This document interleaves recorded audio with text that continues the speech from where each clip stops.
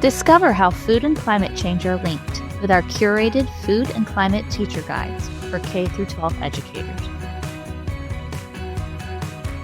Teach your students how to grow ingredients for their own pizza with Food Corps' Plant a Pizza Garden lesson. In the lesson Oranges, A Taste of California Sunshine by the Center for Ecoliteracy, students will read about, observe, and taste maple oranges. Learn about the impact of different foods while calculating carbon footprints in this fun math activity. Investigate how environmental issues are connected to students' diets through activities, videos, and quizzes in this Healthful Eating lesson plan from Educated Choices program, Teaching for a Waste-Free Future.